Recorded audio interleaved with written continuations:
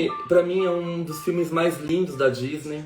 Eu tenho um apreço enorme por esse filme, junto com Lilo e Stitch e junto com Toy Story. Ah, eu tenho uma live também sobre Toy Story 4, que eu fiz recentemente falando do objeto transicional do Winnicott. Tá aqui no meu IGTV, quem não assistiu, assista, gente. Vocês assistindo, compartilhando, me ajuda bastante a gerar esse conteúdo pra vocês, tá bom? Então... esse filme pra mim tá no meu top 5 da Disney. A Disney é sempre muito brilhante, sempre muito inteligente. Acho que um dos últimos filmes da Disney que eu assisti que me tocou muito foi o Viva, A Vida é uma Festa, né, que conta a história dos mortos na cultura mexicana. É um filme belíssimo, eu super recomendo. Quem não assistiu, assista esse filme. Dá pra gente pensar uma série de questões também. E o Divertidamente é um filme muito específico que lida com a questão psicológica. Eu já vi análise da neuropsicologia, eu já vi análises da fenomenologia, e agora eu vou fazer uma análise da psicanálise e vou usar como referência um trabalho da professora Elisa Sintra, da PUC de São Paulo. Ela faz alguns comentários sobre esse filme e eu tive o prazer de estudar com a Elisa e aprendi muito com ela. Então eu vou usar o texto dela como base e vou fazer alguns comentários meus também. Vou tecer alguns comentários meus e a gente vai construindo a análise dessa live, ok? Bom, então o filme começa da forma mais linda possível. Uma tela escura, sem nada. E a gente ouve uma voz e essa voz vira e fala assim pra nós: você já olhou pra dentro de uma pessoa e pensou o que se passa na cabeça dela? E aí a gente já começa a pensar mil coisas, né? Porque o interior da mente vai começar a ganhar vida. E a gente para pra pensar, será que não foi isso que os grandes autores da psicanálise tentaram fazer o tempo todo, né? Quando Freud cria os conceitos metapsicológicos ali de id, ego, superego, a primeira tópica, a segunda tópica, o conceito de recalque, de repressão, de sublimação, de pulsão de vida, de pulsão de morte, que são conceitos especulativos. A metapsicologia freudiana, será que ele não tenta dar nome a esse espaço interno que para nós parece tão distante, mas ao mesmo tempo faz parte da nossa realidade? Às vezes parece tão concreto, né? Tão visível, mas é tão interno e tão subjetivo, tão delicado, né? E aí essa mesma voz feminina que faz a pergunta: você já olhou para dentro de uma pessoa e pensou o que se passa na cabeça dela? É a mesma voz feminina que responde com segurança: eu sei. É uma voz interior de uma garota de 11 anos de idade, a Riley, a protagonista do filme. E essa voz trata-se de um eu narrador, né? E essa personagem é a Alegria. E é belíssimo que a Alegria, ela constrói um fio narrativo juntando passado, presente e futuro, costurando as emoções e tentando encontrar palavras para as sensações. É muito bonito isso, né? E ao nascer, a psique de Riley é uma pequena sala escura, desabitada, né?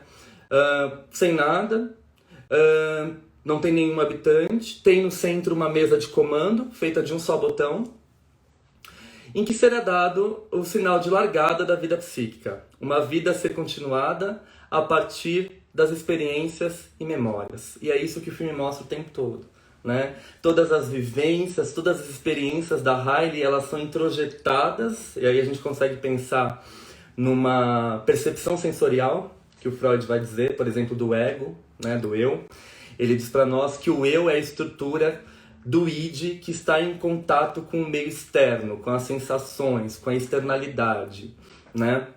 O eu tem uma grande parcela inconsciente, uma grande parcela de id, né? Mas o nosso eu, o nosso ego, é aquela parte do id que está em contato com o meio externo, né? E essas lembranças, essas memórias, elas vão sendo introjetadas e elas vão formando ali todo um aparelho psíquico, todo um terreno psíquico que é o campo psíquico da Riley, né? O território psíquico da Riley. Bom, ouvimos a voz desse eu narrador que toma corpo, né? E nessa história ela vai se chamar Alegria. Com Freud, podemos aproximar esta personagem interna da vitalidade libidinal, de Eros, da pulsão de vida, aquilo que movimenta. Por isso que ela é a alegria, por isso que ela ela tem vitalidade, ela quer estar sempre, fazer a Hailey sempre se sentir bem, né? Nós somos movidos por essa pulsão de vida, pelo princípio de prazer. Nós buscamos a satisfação desse prazer, tanto que o Freud vai dizer que um dos nossos primeiros conflitos é a dualidade pulsional entre o princípio de prazer e o princípio de realidade. Eu quero satisfazer o meu prazer a todo instante, mas eu tenho que lidar com as dificuldades no mundo real. Então eu não posso, né, dar livre-arbítrio para o meu desejo, eu tenho que lidar com as limitações, né? É bonito a gente pensar na alegria como a manifestação da pulsão de vida, como a manifestação de Eros, ok? No início da vida acontecem flutuações extremas de prazer e desprazer. A vida interior de um recém-nascido é este conjunto de fluxos intensos e absolutos, sem muita organização. A vida psíquica propriamente dita é ainda um projeto de vir a ser, parafraseando aqui o Winnicott, né? O Winnicott falava que todos nós nascemos com uma tendência de integração. Então é belíssimo isso, nós nascemos com uma tendência à integração. Se a Hailey, ela nasce tomada pela alegria, por Eros, pela pulsão de vida, né? A gente já consegue imaginar que todos nós nascemos com uma tendência à integração. O que vai possibilitar a integração plena do nosso psiquismo é o meio externo, é o ambiente, através dos cuidados, do contato, isso vai possibilitar a nossa integração, né? Bom, ao abrir os olhos, entra uma luz dentro dessa sala, né? E a Hailey se depara com o rosto dos pais. Essa cena é belíssima, é muito delicada, né? O rosto dos pais sorrindo, o som da sua voz, as palavras desses pais são uma espécie de espelho repleto de ecos e ressonâncias em que ela se vê pela primeira vez. Aí a gente lembra daquela frase do Winnicott, né? Sou visto, logo existo. Eu encontro meu olhar no reflexo dos meus pais, da minha mãe, né? Quando o bebê está ali em contato no colo da mãe, ele olha para a mãe olha para ele, ali tem um movimento de vida, né? De reflexo, de construção, ele vê o reflexo dele, ele vê o semblante dele através do olhar da mãe, né? O Lacan vai falar, por exemplo, que o bebê ele precisa ser desejado, nós nascemos inscritos no desejo familiar, né? No desejo materno, no desejo paterno, né? Nós somos atravessados por esse desejo. Então, numa linguagem winnicottiana, sou visto, logo existo. Nesse momento que ela é vista pelos pais, dá-se a largada da nossa vida psíquica. Nós vemos um raio de luz entrar na sala escura. É o primeiro narcisismo de vida, é o narcisismo primário, que se libera e põe em movimento a força de Eros, a força da alegria, da pulsão de vida. Hailey embarca na aventura sem fim de ser vista e ser reconhecida. Ao olhar para os pais, ela pensa, sou vista, logo existo.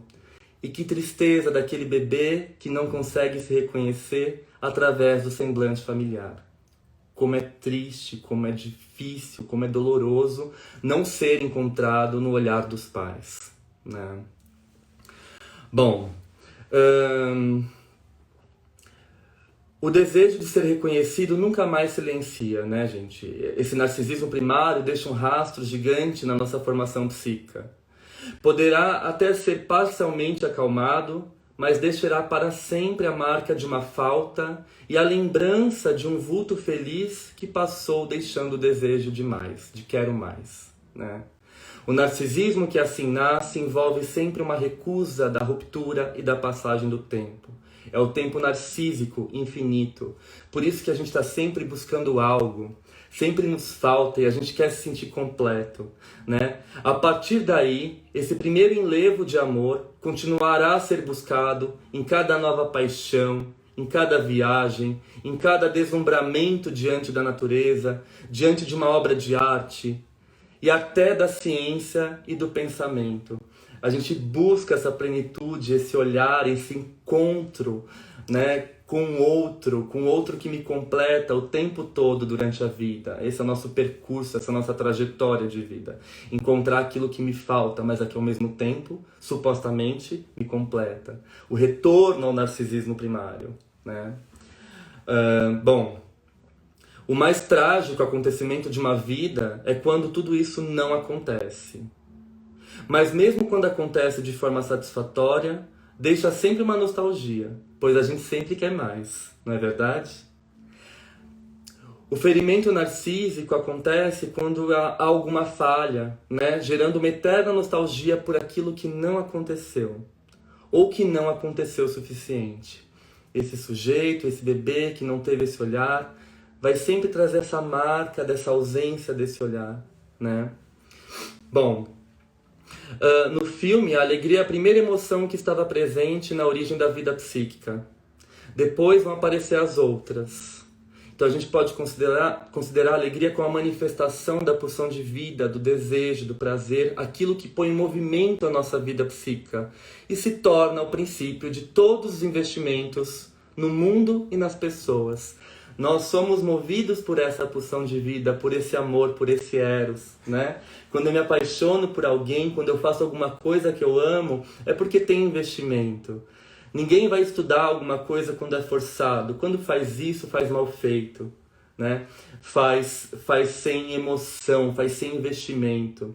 E quando a gente faz o que a gente ama, a gente se dedica tanto àquela atitude que o nosso redor parece perder o interesse. É o que acontece nos apaixonamentos. Todo o nosso investimento libidinal vai para o outro e a gente fica sem nada, né? Porque existe uma pulsão, um investimento dessa pulsão de eros que nos movimenta, ok?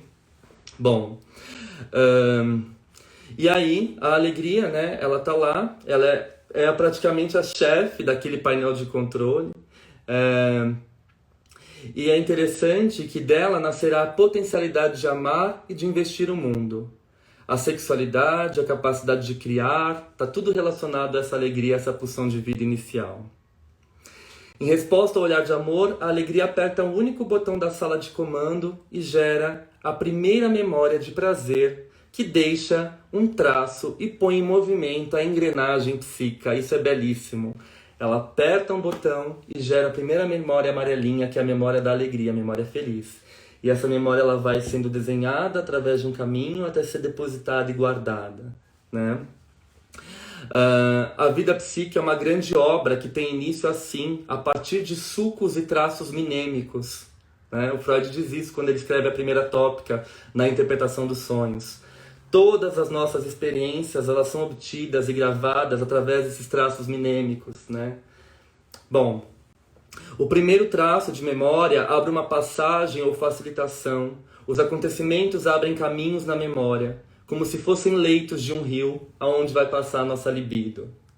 Quanto maior a circulação, mais profundo é esse sulco, e mais caudaloso o rio da libido que aí corre, formando associações, cruzamentos, trilhas e depois paisagens impregnadas de prazer, mas também de dor. Então é interessantíssimo que essas memórias elas se colocam em movimento o tempo todo. E logo depois da alegria, conforme a Riley vai crescendo e tendo experiências, vão nascendo as outras emoções que vão comandar aquele painel de controle, né? Então a gente se depara com a alegria, a tristeza, o medo, a raiva e a nojinho. Cada um tem a sua característica específica e todos eles são responsáveis por configurarem memórias da Riley.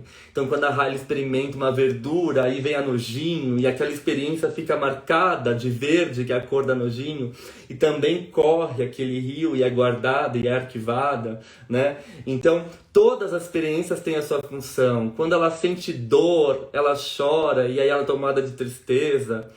Quando ela tem um pesadelo, ela tem um medo, e aí o medo marca essa memória. É brilhante, o filme é incrível. As experiências emocionais da garota vão se organizar em setores chamados de ilhas internas.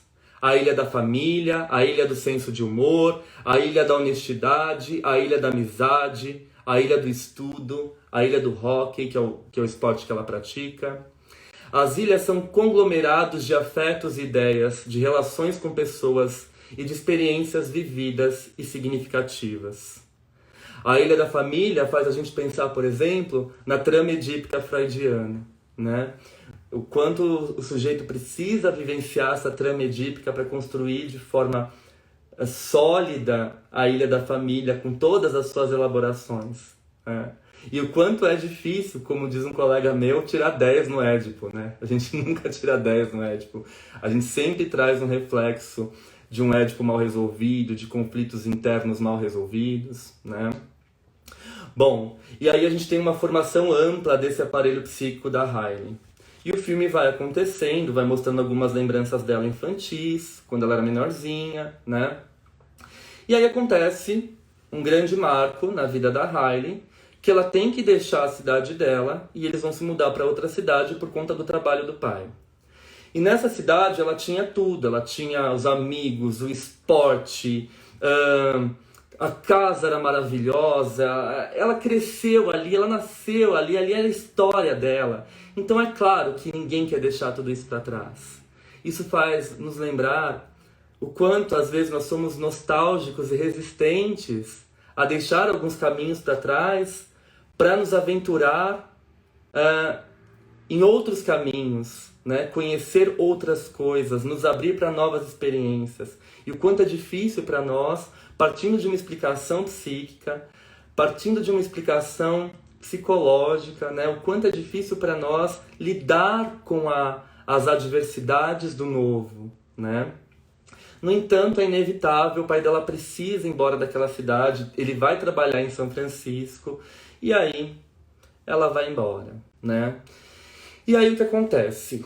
Isso cria uma confusão ali naquele painel de controle mental. As emoções ficam todas à flor da pele, ficam todas atiçadas, né? Ai meu Deus, agora a gente vai ter que tomar cuidado, porque a Riley tem que ser feliz e tal. E quem toma de novo a frente do comando? A Alegria. E aí a Alegria vira e fala assim, olha, nós vamos fazer um combinado. Ninguém vai tocar nas emoções, só eu. Porque como ela está passando por essa dificuldade de mudança, ela tem que ter experiências felizes, ok? Então fica todo mundo aí e eu vou cuidar aqui, vou assumir esse painel de controle. E aí a gente começa a pensar o quanto às vezes a gente tenta se mostrar alegre e feliz em situações que a gente não está alegre e feliz. É uma defesa, o que a Melanie Klein vai nos chamar de defesa maníaca. Aquilo que impede a gente de atravessar a posição depressiva, né? É claro que uma mudança de casa, mudança de cidade, perda de amigos, perda de rotina, implica num sofrimento, numa dor. Não dá pra gente ficar feliz o tempo todo. Não dá pra gente fazer de conta que tá tudo normal. Quando a gente faz isso, a gente disfarça e camufla nossas emoções. A gente deixa a alegria assumir conta do painel de controle de forma maníaca, inconsequente, imprudente e irresponsável. A gente não se permite sofrer a perda, sofrer a dor, sofrer o luto, não é? Quantas pessoas às vezes perdem um ente familiar e não choram, não sentem a falta, querem se mostrar fortes e elas começam a adoecer, a ficarem deprimidas, a terem aquela perda, aquele luto mal resolvido, não elaborado, porque ele fica ali latente, porque a gente assume um controle de uma defesa que não existe, porque a dor ela precisa ser sentida, né? E aí, qual que é a ideia da Alegria para defender a Riley? Essa parte é engraçadíssima, né? Ela não quer que a tristeza toque nas emoções, nas lembranças, né? Nos acontecimentos, as bolinhas de acontecimento. Porque se a tristeza toca, essas lembranças ficam azuis, ou seja, ficam lembranças tristes. Então a Alegria não quer. Ela vira e fala assim, ó, você vai ficar aí quietinha, você não toca em nada. E aí conforme a Riley vai tendo vivências tristes, inevitavelmente a tristeza vai lá e toca. E ela chora, ela se sente sozinha, se sente desamparada. Aí a Alegria se irrita e fala assim, não, você não vai sair daqui, olha só. Eu vou desenhar um círculo aqui no chão e você vai ficar aqui dentro, não sai daqui. Gente, é claro que isso não dá certo, né? A tristeza sai do círculo e as duas começam a discutir ali, fica uma bagunça, porque ela não quer que toque as emoções, ela quer que a Riley esteja o tempo todo feliz. E aí, esse momento é um momento de muita confusão. A Riley está se apresentando na escola para os amigos novos, tudo. E ela tem um surto, ela começa a chorar, ela fica desesperada porque ela não conhece ninguém. Ela sente muita dor, muita tristeza. E aí a Alegria não quer deixar a tristeza tocar nessa emoção, fica aquela bagunça, elas brigam. Ou seja, aquele painel ali, aquele aparelho que suga as memórias e vai jogando as memórias para o campo de organização. Memórias que ficam guardadinhas, memórias que são esquecidas, memórias que são descartadas, né? Aquele aparelho ali quebra, aquele tubo quebra e suga a alegria e a tristeza juntas, né? E elas são sugadas e são jogadas, elas saem do painel de comando. Nesse momento, o aparelho psíquico da Riley vira um caos. Porque quem fica no comando é o medo, a raiva e a nojinho. A alegria e a tristeza saem de cena, né? E aí começa a aventura das duas ali nos corredores de memórias, corredores meio assustadores, né? É uma coisa meio louca, algumas memórias são descartadas, aí o pessoal passa assim, tipo com um aspirador de pó sugando as bolas de memórias inúteis, né? E a alegria e a tristeza olhando ali aquele lugar desconhecido, preocupadas, como é que a gente vai encontrar o caminho nesse lugar para poder voltar para a sala de comando? Como que a gente vai conseguir fazer isso? Elas ficam se perguntando, né? E nesse momento, todas as memórias, todas as lembranças da Riley vão sendo, de certa forma, esquecidas. Vai acontecendo uma bagunça com as emoções dela, porque não tem mais ninguém ali para administrar. O painel de controle entrou em colapso, né? Quando a Riley perde a sensação de pertencimento que ligava ela à sua cidade natal, ela entra em depressão e fica com muita raiva de si mesma e do mundo. Neste momento, as ilhas que organizam seu funcionamento psíquico caem. As ilhas que constituem todas as lembranças, elas vão desmoronando. Em termos psicanalíticos, a depressão é um desmoronamento psíquico, um desmoronamento do eu. Há uma fuga da libido que tomba no abismo da autodepreciação. Em Luto e Melancolia, o Freud fala: a sombra do objeto perdido recai sobre o eu. No deprimido, há um movimento geral de desinvestimento do mundo e de uma grande raiva inconsciente. Lembra, quem assume, quem começa a tomar frente do painel de controle é a raiva, né? Isso tudo corresponde a este desmoronamento interno. É muito triste ver tudo isso caindo. Bom, e aí, voltando um pouquinho, enquanto as ilhas elas estão desmoronando, as duas estão perdidas em meio àquele labirinto de memórias, procurando encontrar a saída, e elas encontram uma figura muito carismática, que é o amiguinho de infância imaginário da Riley, que é o Bing Bong. Inclusive, meu cachorro se chama Bing Bong por causa desse filme. De tanto que esse filme me marcou. E aí o que acontece? As duas encontram o Bing Bong e ele tá lá assim, nossa, vocês não eram para estar ali no painel de comando, né, no painel de controle? Elas explicam toda a história e aí o Bing Bong fala: eu consigo levar vocês lá de volta. A gente vai caminhar juntos e a gente vai encontrar o caminho de volta. E aí eles começam a aventura então de tentar encontrar o caminho para voltar para o painel de controle. E é muito engraçado. Aí tem uma parte que eles entram na fábrica de sonhos, de pesadelos. Essa parte é incrível, é extremamente psicanalítica, né? As projeções, as imagens, as fantasias, né? O palhaço que dá medo na Riley, que eles precisam despertar o palhaço para a Riley acordar, né? Porque se ela dorme, não tem funcionamento psíquico, o trem do funcionamento psíquico ele apaga, ele descansa, né? O funcionamento da experiência, ele descansa, ele apaga. Então eles precisam acordar a Riley, despertam o palhaço, é fantástico. Essas cenas são fantásticas. Bom, no entanto, quando eles estão tentando ali chegar no painel de controle, o trem que leva eles até lá quebra, acontece uma tragédia, desmorona. As ilhas também começam a cair, as outras ilhas principais começam a desmoronar. E nisso a Riley, tomada pela raiva, ela tem a ideia brilhante de ir embora. Ela: não tem nada para eu fazer nessa cidade, São Francisco, eu quero voltar para minha cidade, voltar para minha casa, voltar para perto dos meus amigos, eu não quero ficar aqui, eu vou fugir. E aí ela tem a ideia de ir embora, de fugir, sozinha. E aí o caos se instaura por completo. E se a alegria e a tristeza não assumirem o painel de comando, acontece uma tragédia. E nesse momento, quando eles estão perdidos junto com o Bing Bong, né, o Bing Bong começa a perguntar: a Riley fala muito de mim, né, ela lembra de mim, ela ainda canta a nossa música, né? E aí a alegria fala: não, ela não canta, ela já está crescendo, ela não lembra mais assim de você, né? Ela já tem 11 anos. Aí ele fica triste, ele senta na beira de um precipício e ele começa a chorar. E é claro que a alegria não aguenta ver ninguém chorando. E aí ela começa a tentar deixar o Bing Bong feliz. Ah, o Bing Bong fica assim, a gente vai voltar lá pro painel de controle, vai ficar todo mundo feliz, vai ficar tudo bem. E ele fala, não, não vai ficar tudo bem, a Riley não lembra de mim. E aí ele começa a chorar e a tristeza abraça ele. E aí que ele chora mais ainda e os dois choram juntos. Que a tristeza é toda melancólica, a tristeza é toda sentimental, né? Assim, delicada. Ela é o oposto da alegria, né? E aí ela abraça o Bing Bong e ele começa a chorar. E ele chora lágrimas de balinhas, de pirulito, de doce, né? E aí a gente lembra dessa metáfora belíssima, que algumas lágrimas são doces, precisam ser choradas, precisam ser sentidas. E são para o nosso próprio crescimento, não é? É interessantíssimo esse momento.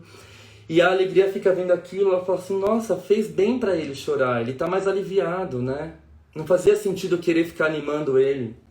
E ela começa a se dar conta de que a tristeza tem um papel importante na construção do aparelho psíquico da Riley. Ela tem um papel importante ali. Então ela começa a ver a tristeza com outros olhos, né? Ela fala assim, a tristeza tem que assumir o painel de controle, ela vai voltar comigo, né? E aí, quando eles estão prestes a voltar, né? Acontece toda uma tragédia, um acidente, a tristeza consegue chegar mais perto do painel de controle e a alegria cai com o Bing Bong no poço das memórias esquecidas. E esse poço das memórias esquecidas, elas dissolvem, elas somem para sempre. É ali que fica aquelas fórmulas de matemática que a gente decora e nunca mais usa na vida. Fica ali, entendeu? Elas dissolvem porque a gente não usa mais. Acontecimentos assim que não tiveram tanta importância caem no poço do esquecimento e dissolvem, vão embora. A alegria cai dentro desse poço do esquecimento junto com o Bing Bong. E aí eles ficam desesperados, porque se eles não saírem dali, eles vão ser esquecidos, eles vão ser apagados. Eles vão embora, sumir para sempre, né? E aí é um precipício, é muito fundo. Como que a gente vai sair dali? Como que a gente vai voltar à superfície? Como que a gente vai voltar para o painel de controle? E aí o Bing Bong tem uma ideia, ele olha para o lado, ele olha para o outro e fala assim, nossa, ali está o carrinho que eu brincava com a Riley, o carrinho que a gente falava que era um foguete e que funcionava a música. A gente cantava e esse carrinho funcionava. Vamos tentar subir nesse carrinho, cantar e fazer ele funcionar. A gente sobe até a superfície com ele. E aí os dois entram no carrinho e aí começam a cantar juntos. E a música é fantástica, né? Um amigo para brincar, bing bong, vamos todos a cantar, bing bong. E aí eles começam a cantar, né? Pro carrinho poder subir. Olha que lindo, gente. Um amigo para brincar, bing bong. Brincar é um momento de crescer, de evoluir, não é? O Winnicott dizia, é no brincar e somente no brincar que a criança pode exercer o seu potencial criativo, não? Olha quantos símbolos aparecem nesse filme. E aí eles começam a cantar, e só que o carrinho não sobe. Então, de novo, vamos subir no carrinho. Um amigo para brincar, bing bong, vamos todos a cantar. E não dá certo, ele cai, né? E aí eles ficam desesperados, não tem mais esperança. Eles ficam muito tristes. E aí o Bing Bong para e pensa, ele fala assim, não, vamos fazer a última vez. Sobe aqui no carrinho comigo, ele puxa a alegria e fala, agora vai dar certo, eu tenho certeza, né? Sobem os dois no carrinho e começam. Um amigo para brincar, bing bong, vamos todos a cantar, bing bong. E aí o carrinho vai subindo. Mas por conta do peso do Bing Bong, ele não ia atingir a superfície. Então o Bing Bong se joga do carrinho e fica no poço do esquecimento. Quando a alegria chega lá em cima, ela olha para trás e o Bing Bong não tá com ela. E aí ela vai na beira do poço e ela fala assim, Bing Bong, por que você não subiu? E agora? E aí ele olha para ela, ele dá um sorriso e ele fala assim, tinha que ser assim, né? Diz pra Riley que eu a amo muito, né? Pra ela não esquecer de mim. E aí ele fala isso e ele se dissolve nas memórias esquecidas, né? E esse trecho é belíssimo, super emocionante, né? A gente até se emociona contando, porque a própria equipe de filmagem chorou horrores nessa cena, quando eles estavam gravando, fazendo o filme, você vê no making of, porque nos lembra todas as nossas memórias infantis, os nossos objetos transicionais, os nossos brinquedos, aquilo que a gente utilizava, não é? Como um acolhimento, um abrigo para nós, né? Mas que precisam ser deixados para trás para a gente poder crescer, para a gente poder evoluir. A gente não consegue viver de nostalgia, né? A gente precisa abandonar algumas lembranças para poder crescer, evoluir, se libertar de algumas amarras. E o filme mostra justamente isso, né? Que o Bing Bong teve que ser esquecido para a alegria acessar o painel de controle e para a Riley poder amadurecer. Bom, com isso, a alegria encontra a tristeza, elas dão a mão e vão juntas voltar para o painel de controle. E elas conseguem voltar. Quando elas chegam lá, já está um caos, a raiva assumiu o controle e a Riley está indo embora da cidade, está querendo voltar para a cidade natal dela. E aí ela fala, a alegria fala assim, não, alguma coisa tem que acontecer e tal. A tristeza olha para ela e a tristeza assume o painel de controle. E aí todos ficam olhando, porque quando ela assume o painel de controle, as coisas começam a se organizar e a serem reconstruídas. Essa cena é belíssima. Ela se arrepende de querer fugir, ela desce do ônibus correndo e volta para casa. E quando ela volta para casa, ela abraça os pais que estavam preocupadíssimos com o sumiço dela e ela começa a chorar. E os três choram juntos, porque os pais entendem a dor da filha, né? Isso é muito bonito, porque a partir dessa elaboração, dessa perda da posição depressiva, as ilhas da família, do senso de humor, a ilha da honestidade, a ilha da amizade, a ilha do trabalho, do estudo se reorganiza.